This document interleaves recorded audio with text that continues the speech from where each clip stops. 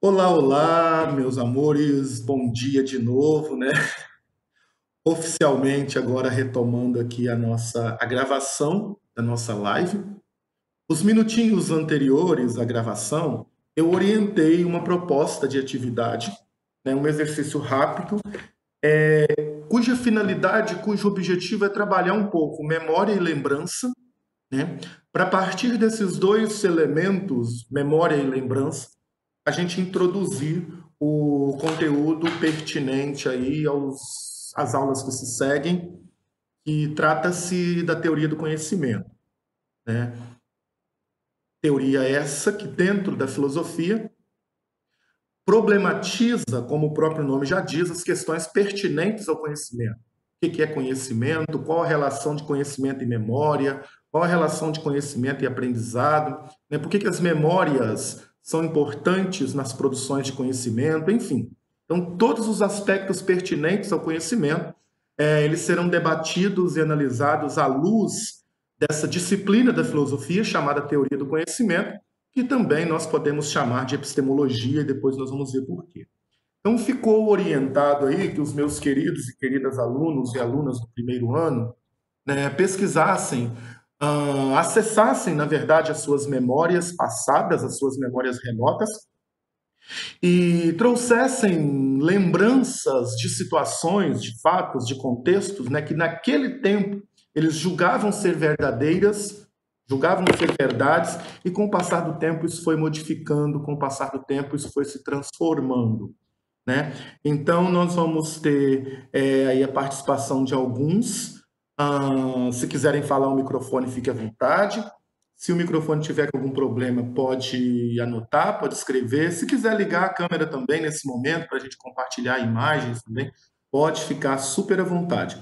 Eu preciso de alguém para começar. Camille já se propôs aí a começar? Camille, Cíntia, quem é que começa? Camille, por livre e espontânea pressão, você começa. A Cíntia vai ser a número 2, então, e a Caroline é a número 3. Então a gente começa com os três. Anotado aqui. Primeiro, Camille, Cíntia e Caroline depois. Vamos lá? Podemos? É com você. Sim, então, professor, uma lenda barra história que diz que a lua é feita de queijo, entre aspas. Então, Aham. desenhos animados e tal, e eu acreditava que os desenhos animados contavam a verdade.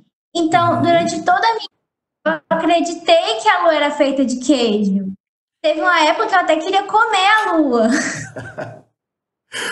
Olha Eu que. descobri que a lua era feita de rochas, de coisas, na verdade, nos meus 11 anos. Então, eu sei disso recentemente. Eu me sinto muito burra às vezes quando eu. Caiu a conexão dela? Veja só, ela traz dois elementos interessantíssimos aqui, não poderia começar melhor. Primeiro é uma opinião de senso comum, né, de uma criança que assiste desenho animado, gostava muito de desenho animado, e a partir desse horizonte de experiência dela, que é o horizonte desenho animado, ela coloca assim: eu achava, né, imaginava que a lua fosse feita de queijo, a partir do horizonte de representação dela, né? Ela está dizendo aí que assiste desenhos animados até hoje, nada contra, é maravilhoso, eu também gosto de alguns, né? Então ela parte de um lugar, qual é o lugar? Uma perspectiva de conhecimento, né? Uma informação, na verdade, a partir de um horizonte, que é o horizonte do desenho animado, da animação, do quadrinho, e lá, a partir dessa perspectiva, né, a ideia de que a Lua é feita de queijo. E essa perspectiva, Camille está dizendo assim, ela só foi mudar, né, só foi mudar depois, provavelmente, que ela começou a estudar. E aí, quando ela começa a entrar nesse âmbito do conhecimento mais elaborado, do conhecimento mais formal, né, do conhecimento mais instituído, mais fundamentado, ela vai perceber que aquela verdade a qual ela defendia aí a lua feita de queijo, isso não faz mais o menor sentido. Aparentemente, agora, possivelmente, né? Trocar o aparentemente pelo possivelmente, né? A partir de agora, a Camille não mais acredita que a aula é feita de queijo. Olha que massa que ela complementa ali. Foi mudar mesmo quando eu tive a minha primeira aula de astronomia. Perfeito, né? A astronomia é um conhecimento no âmbito da ciência. E a partir desse conhecimento no âmbito da ciência, não mais você vai ficar no horizonte do senso comum de que a Lua é feita de queijo. Não é verdade? Que a Lua é feita de queijo. Na minha época de criança, por exemplo, Camille, tinha uma parada lá que minha mãe não deixava nunca apontar o dedo para estrelas, porque a gente tinha um hábito de ficar olhando para o céu e contando estrelas. Né? Não tinha nada para fazer na roça, no meio do mato, há 20, 30 anos atrás, basicamente 30 anos, né? Eu era bem criança mesmo. Noite de lua cheia, a gente ficava contando as estrelas. E aí, a minha mãe proibia, dizendo que se contasse estrelas, dava verrugas no corpo todo. Então, eu acreditava naquilo, né? Eu tomava aquilo como verdade, que contar estrelas dá verrugas. E assim por diante. Thaís também, né? Dá rugas, né? Que Thaís? Thaís Negrelli está dizendo ali, dá rugas. Pois é, nossas mães têm. Flávio, Oi. mamãe dizia que crescia verruga no dedo em que você estava contando as estrelas, não no corpo todo. Muito medo, tipo, sempre que eu apontava, eu ficava passando o polegar no dedo para ver se estava. Pois é, Camille, a minha mãe ainda falava que dava no corpo todo ainda. Olha para você ver a tortura na cabeça de uma criança. Mas era muito legal contar estrelas. Hoje a gente sabe que isso não existe. Se tiver de dar verruga contando ou não estrelas, a verruga é um fenômeno de outra ordem, né? Ou seja, então a Camille está trazendo aqui para a gente dois tipos de conhecimento. Aquele conhecimento que é o conhecimento lá do senso comum, aquele conhecimento sem nenhuma fundamentação, aquele conhecimento mais hipotético, da crença, e o outro tipo de conhecimento, que é o conhecimento a partir de um âmbito da ciência. Né? Ela cita aí a astronomia, e só a partir dos estudos lá preliminares de astronomia, a Camille muda a informação dela acerca da lua feita de queijo. Muito bem. Cíntia, contigo agora, jovem. Meu Deus, que vergonha. Tá. Vai lá, Cíntia. Quando eu era pequena, eu ficava na casa da minha avó junto com meu primo, porque ela cuidava da gente para levar para a escola. E quando eu era pequena, eu acreditava que tudo que eu falava era o certo. Eu não via o ponto de vista das pessoas, não tirava o meu óculos para ver a verdade delas. Olha. Cíntia está dizendo assim, quando ela era criança, né, quando era pequena, junto ali no ambiente da família, com a avó e os primos, etc., tudo, ela angariava para si a ideia de tudo que ela falava era verdade. Só via a verdade da Cíntia. Né? O que os outros falavam, o que os outros diziam, não era verdade. Só tinha verdade a partir do universo da Cíntia. E aí ela usa a expressão maravilhosa, né? Eu não conseguia tirar o meu óculos, né? O meu óculos, para enxergar a verdade das pessoas, para enxergar o ponto de vista das pessoas. Daqui uns dias, Cíntia, quando a gente aprofundar nisso, nós vamos chamar isso de dogmatismo, ou de conhecimento dogmático, né? Ou de fundamentalismo. O que são dogmatismo, conhecimento dogmático ou fundamentalismo? É quando você coloca a sua verdade acima de tudo e de qualquer coisa e você acha que somente a sua verdade é que está certa. Né? As demais verdades, os demais pontos de vista, as demais opiniões nunca estão corretas. Só a sua verdade é que está correta. Né? Então a gente já tem aí uma outra discussão, uma discussão com a questão do conhecimento já numa outra ordem. O conhecimento como a necessidade da aceitação do ponto de vista do outro, né, da aceitação da opinião do outro, da aceitação da verdade do outro. A gente fala muito isso em sala de aula, né, Jorge? Ótimo. Só fui aprender que não era só minha verdade quando tomei um tapa na cara da realidade. Ainda bem que foi da realidade, né? Ainda bem que foi da realidade. E às vezes a realidade ela bate forte, né? Até mais forte do que algumas mães, né? Do que algumas mães. é a ideia de que a realidade, quando a gente confronta com a realidade, nós vamos aprender que não existe só a nossa verdade, que não existe só o nosso ponto de vista, que não existe só o nosso jeito de ver o mundo, né? Existem outras maneiras de ver o mundo, existem outros pontos de vista. Fechados? Ótimo. Agora, Daiane. Não, Daiane não, Caroline. Caroline agora é a próxima entrevista. Vai lá, Caroline. Oi, professor, tá ouvindo? Perfeitamente. Bom dia. Então, professor, eu acreditava com todas as minhas forças no Papai Noel. Tipo, muito, muito. Eu deixava até comida pra ele toda noite. Nossa, acreditava demais. Só que teve um dia que o meu tio deixou aparecer a barba e o cabelo preto dele. Aham. Aí eu descobri que não existia. Eu fiquei muito mal, sério, eu chorei. Eu falei, ai, Papai Noel não existe. Eu fiquei muito mal, muito mal. Essa história. Olha que quando eu descobri também, Cíntia, Caroline, quando eu descobri, Caroline, que o Papai Noel também não existe, nossa, eu fiquei mal pra caramba também. E lá em Minas, no interior de Minas, onde eu nasci e cresci, tinha uma lenda na noite do Natal, que dizia assim, para você deixar um sapato na janela do seu quarto, né, deixasse a janela do seu quarto aberta, na noite do Natal, 24 para 25, colocava um sapato, né, seu lá na janela do quarto,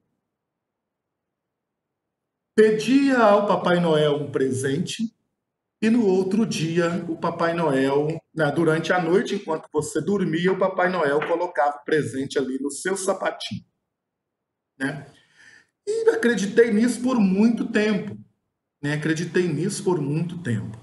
Mas, na verdade, eram nossos pais, né, a mãe ou o pai, ou até o avô, que comprava uma lembrancinha, porque a gente não tinha condição econômica de comprar presente, né? Comprava uma lembrancinha simples, botava aquela lembrancinha dentro do sapato, né? A gente, criança, dormia, no outro dia você pegava o sapato, a lembrancinha estava lá.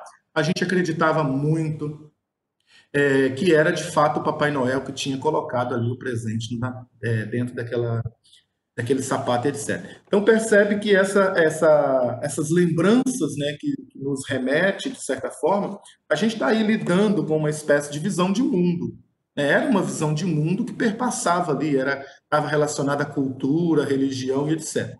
O Vitor tinha medo de cigano.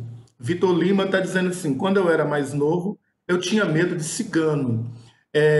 A minha mãe, quando a gente era criança, ela não deixava a gente aproximar perto de ciganos, porque tinha uma ideia de que os ciganos rogavam pragas na gente, essas pragas pegavam, né? Se eles gostassem da pessoa, eles pegavam a pessoa e levavam para embora com eles. E se não gostasse da criança, rogava praga na criança, e para a criança dar algum tipo de problema, uma espécie de assombração. Então, por muito tempo, eu cresci, né, imbuído dessa visão de mundo acerca do cigano. Depois a gente vai ver que isso é um preconceito cultural, uma coisa assim, mas isso só foi mais tarde. Tá? Uma nota aqui, minha irmã Otília está tendo essa matéria na faculdade de psicologia. Qual? Essa que a gente está estudando, Camille? É mesmo? Ó, que legal! Tá vendo? A gente está avançado. A irmã da Camille está tendo essa matéria na faculdade de psicologia. Fechou. Tudo bem. Viu como é que a gente está no caminho certo? Então, ou seja, se a gente for acessar as nossas lembranças, nós vamos perceber que a nossa perspectiva em relação ao conhecimento mudou muito de lá para cá. Camille provavelmente não acredita mais que a Lua é um queijo.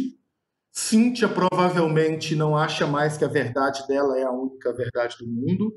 Caroline, poxa, Carol, Papai Noel não existe. Papai Noel não existe. Mas não fala com seus irmãozinhos oprimidos que são mais criancinhas, não. Deixa eles acharem que existem, né? Por um tempo. Carol, Papai Noel não existe. Vitor, não precisa ter medo dos ciganos, que os ciganos não vão te fazer absolutamente mal nenhum. E assim por diante. Ou seja, as nossas perspectivas em relação ao conhecimento, elas vão mudando à medida que a gente vai ampliando a nossa visão de mundo, quer por nós mesmos, quer por estudos, né? Camille falou, olha, a partir da minha primeira aula de astronomia, eu não mais acredito que a Lua é um queijo. A astronomia é uma ciência. Então, a partir desse contato com o conhecimento mais científico. Cíntia disse assim, a partir do tapa na cara que a realidade, fique claro, tá? A partir do tapa na cara que a realidade me deu, eu não mais vou achar que a minha opinião é a única no mundo e assim por diante. Então, ou seja, as nossas perspectivas em relação ao conhecimento, essas perspectivas elas vão mudando com o tempo, elas vão mudando com o contexto. Juliana Barbosa, essa mãozinha levantada aí porque essa jovem quer falar, Ju? E aí? Cadê a Ju? Também lembrei. Aí eu ia falar que eu nunca. Minha mãe nunca deixou eu acreditar nessas coisas. Ela sempre falava pra mim que não existia. Nunca colocou dinheiro debaixo de travesseiro, nunca deixou eu nem acreditar nessas coisas. Ela sempre falava que era ela que dava os brinquedos mesmo e que eu sempre ganhava só um brinquedo, porque eu faço aniversário em dezembro. Ficava muito chateada. Olha, não fazia árvore de Natal. Assim, que eu quisesse montar, montava sozinha. Nunca permitiu acreditar nessas coisas. Só a minha avó, que contava altas lendas. Eu morro de medo de lobisomem até hoje. Tá? Na minha casa da história que minha avó me contou. Morro de medo. Olha aí, a Ju já traz uma proposta diferente, né? Essas crendices de criança, na verdade, nunca fizeram parte do universo da Juliane, porque a mãe às vezes não deixava. Não, mas pra você ter uma ideia, a minha avó, ela fixou tanto isso na cabeça de eu e meu irmão, tanto, que tinha um cara aqui que morava aqui embaixo do morro, que meu irmão jurava que ele era lobisomem. Jurava. Aí juntou ele e os meninos quando era pequeno e colocou fogo no barraco do cara. Olha, mas... Literalmente. Não é mentira. Ele foi lá, colocado fogo achando que ele era lobisomem, era um velhinho. Algumas crendices, elas podem levar até atitudes um tanto quanto não muito generosas com o coleguinha, né? Então tem que tomar cuidado com o senso comum, né? Porque o senso comum pode trazer um problema, né, em relação ao coleguinha também. Ô, Júlia Maria disse assim, deixa eu ver, deixa eu ver quem está... Júlia Maria, você quer falar? Enquanto... Marie está dizendo assim, professor, por muito tempo, minha avó falou que se eu ficasse assoviando de noite, iria entrar uma cobra ou saci dentro de casa, e quando eu vou para a roça com os meus pais, cadê? Ou tio, né, com os tios, eu ainda fico com receio de assoviar à noite. Lá na minha Minas Gerais também tinha um pouco disso, Marie. Essa história de que não pode assoviar durante a noite, porque você está atraindo alguns animais noturnos, né, ou alguns tipos de assombrações para dentro de casa. Tinha muito isso também. Gustavo Rodrigues, eu acreditava muito no lobisomem, muito mesmo. Daiane, minha avó falava que se eu ficasse assoviando à noite, chamava saci também. A mãe da Camille disse que ia entrar barata. Júlia Maria, e aí, qual é a sua história? Jennifer, meus pais nunca falaram nada dessas coisas. Pois é, Jennifer, seus pais então são ótimos, porque os nossos falavam um monte de historinha pra gente. Júlia Maria pediu para falar. Desistiu? Não? Cadê? Escreveu. Deixa eu ver o que a Júlia Maria escreveu. Júlia Maria está dizendo assim, quando era pequena, odiava o cabelo e tinha muita vontade de alisar, mas a mãe não deixava. Por que a mãe não deixava alisar o cabelo? Né? Provavelmente ela tinha lá um motivo, contava esse motivo, enfim. Vamos parar por aqui para a gente avançar. Jovens, então vejam comigo assim. Anotei aqui os nomes de quem participaram, tá? Veja comigo assim. Todos nós, de certa forma, nós aprendemos alguma coisa por lembrança, nós aprendemos alguma coisa a partir da nossa visão de mundo, nós aprendemos alguma coisa a partir da experiência dos nossos pais, tios, avós, a partir da cultura na qual nós estamos inseridos. né? De certa forma, o que a gente está chamando aqui de aprendizado ou de conhecimento nada mais é do que um acúmulo dessas experiências que foram colocadas diante de nós e que com o tempo, à medida que o tempo vai passando e que nós vamos acessando outras formas de conhecimento, como, por exemplo, a ciência, a filosofia, a arte, a matemática, a psicologia, enfim, a biologia, quando a gente vai acessando esses outros tipos de conhecimento, nós vamos percebendo que aquela visão de mundo que nós tínhamos antes nada mais era do que apenas uma visão de mundo. E que isso vai sendo modificado ao longo do tempo, que isso vai sendo modificado ao longo da história. A teoria do conhecimento, então, ela vai ser uma abordagem filosófica, né? Ela vai ser uma abordagem filosófica acerca das possibilidades e dos limites do conhecimento humano. Ou seja, todos os aspectos pertinentes ao conhecimento, como é que o conhecimento ele é construído, como é que nós vamos adquirindo conhecimento, todos esses aspectos eles vão sendo abordados dentro desse campo da filosofia que a gente chama de teoria do conhecimento. Posto isso, se a gente for voltar um pouquinho na nossa própria história, e até mesmo, às vezes, na história das outras pessoas, da nossa sociedade, da nossa cultura, a primeira forma de conhecimento com a qual nós lidamos com ela é o aprendizado com os outros, né? O conhecimento ele resulta de aprendizados muito básicos a partir do nosso contato com o outro, do nosso contato com a cultura, do nosso contato com a religião, com as crendices populares, com os modos de ser das pessoas, com o conhecimento dos outros, com as experiências dos outros, né? Conhecimento, então, o tempo todo é essa relação do sujeito, eu, com o mundo a meu entorno, com o mundo ao meu redor, tá? Com o mundo ao meu redor. Então, à medida que eu me relaciono com esse mundo que está no meu entorno, com esse mundo que está ao meu redor, nós vamos adquirindo conhecimento. Daí, quando eu pedi que vocês revisitassem um pouco a memória de vocês e trouxessem elementos da visão de mundo de quando vocês eram criança, tem que tirar o tio aqui, né? Não sei o que ele está fazendo aqui. Que vocês revisitassem a visão de mundo de vocês, de quando vocês eram crianças, né? Com certeza, essa visão de mundo de vocês, ela faz parte, ou ela fez parte do universo de vocês acerca do conhecimento.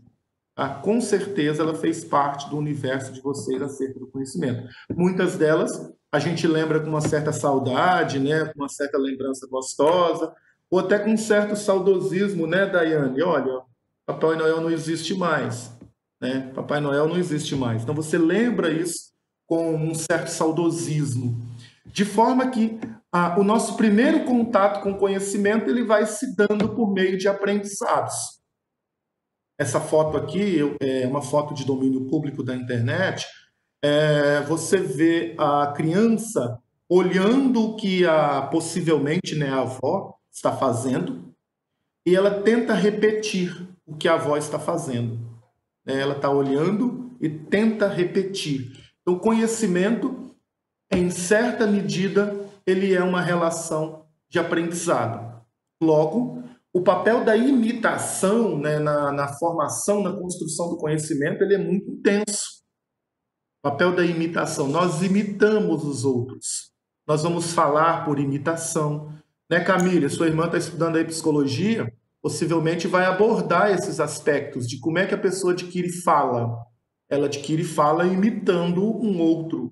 Então, Flávio, no momento, ela está, sim, aprendendo em filosofia, mas ela também está aprendendo algumas coisas que Freud dizia sobre crianças e tal.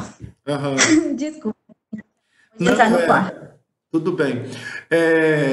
As várias teorias da aprendizagem, A gente que estuda educação, a gente analisa algumas teorias de Piaget, por exemplo, da psicogênese da aprendizagem de Piaget, Vygotsky, que são teóricos que trabalham com essa questão da aprendizagem. Eles vão dizer assim, como é que a criança aprende?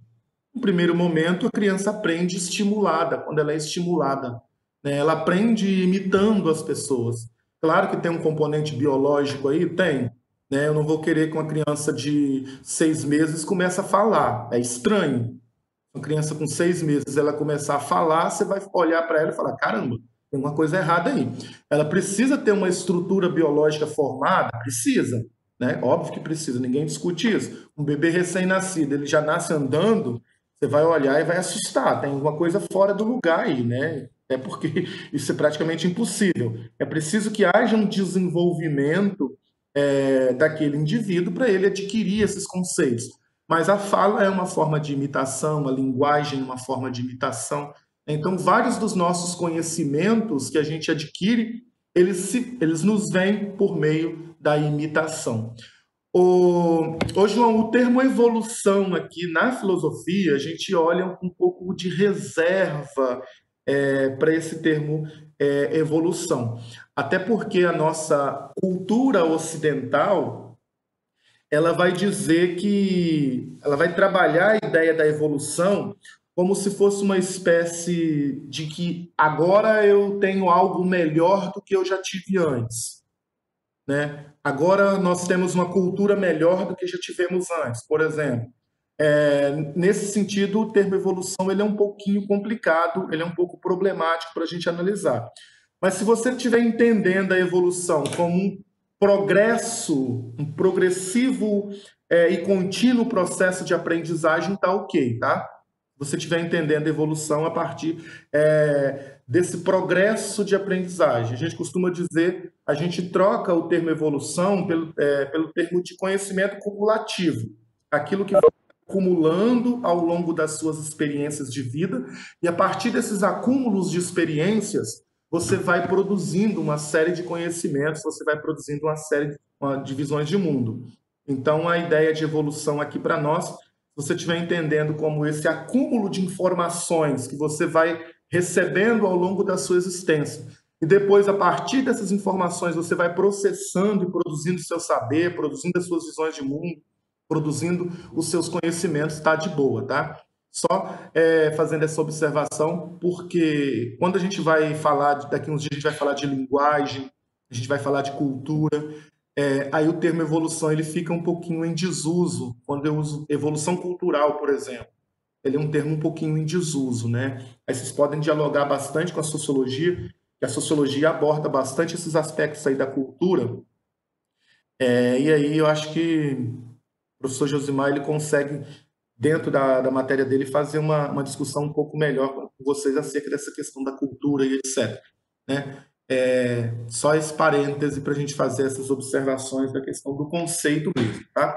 Então, o que eu estou querendo trazer aqui? Que, no primeiro momento, o conhecimento ele é aprendizado, ele é imitação, ele é lembrança, ele é memória, ele é uma síntese daquilo que a gente foi passando ao longo da nossa existência, daquilo que a gente foi acumulando, por isso ele é cumulativo, né? Ele é cumulativo, uma experiência que você viveu no passado, ela é importante para o seu entendimento acerca do conhecimento.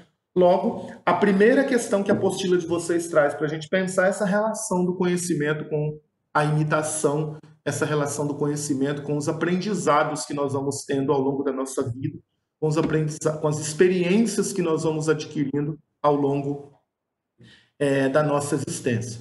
De modo que isso que a gente está chamando de teoria do conhecimento, então, ela é um campo dentro da filosofia que problematiza as questões aí ligadas ao conhecimento, né? Limites do conhecimento, possibilidades do conhecimento, natureza do conhecimento, se esse conhecimento ele é teórico, se ele é ciência, se ele é religião, se ele é senso comum, né? Ou seja, qual a natureza desse conhecimento, e mais para frente a gente vai aprofundar bastante disso, quando a gente for falar os tipos de conhecimentos, né? Eu não posso dizer que um conhecimento científico é o mesmo que um conhecimento de senso comum e assim por diante. Então, a gente vai pensar essas várias possibilidades do conhecimento. Mas, por hoje, já caminhando aí para a nossa conclusão, eu só preciso que vocês visualizem esses 3 elementos aqui. Primeiro, que o conhecimento, ele é, em primeira análise, uma imitação, né? Nós adquirimos conhecimento a partir de uma imitação da realidade, e aí nós adquirimos os conhecimentos preliminares da nossa vida, como, por exemplo, fala, aprendemos a andar, aprendemos a balbuciar as primeiras sílabas da nossa língua, enfim. Depois, à medida que nós vamos aprimorando, que nós vamos crescendo, essas experiências vão sendo acumuladas e a gente adquire outros tipos de conhecimentos, tá? Então, ou seja, num primeiro momento, o conhecimento surge como imitação, depois ele se desenvolve como aprendizado. Acho que essa é a expressão que resume tudo isso que eu falei. Ele surge como uma imitação, depois ele se desenvolve como aprendizado, tá? Então, primeiro essa relação do conhecimento com o aprendizado, depois entendendo que dentro da filosofia nós temos um campo do saber chamado teoria do conhecimento ou epistemologia, que é uma área da filosofia que vai estudar essas questões pertinentes ao conhecimento, as possibilidades, os limites do conhecimento, a natureza desse conhecimento, se ele é ciência, se ele é religião, se ele é arte, se ele é senso comum, se ele é simplesmente uma experiência de vida que serve só para você, mas não serve para mais ninguém, enfim. Então, a natureza desse conhecimento, dentro da filosofia, é abordado por esse campo chamado teoria do conhecimento ou epistemologia. Fechado, jovens? Eu vou terminar aqui a nossa gravação, aí eu pediria que vocês ficassem só mais um segundinho para eu poder orientar a atividade da próxima semana, beleza?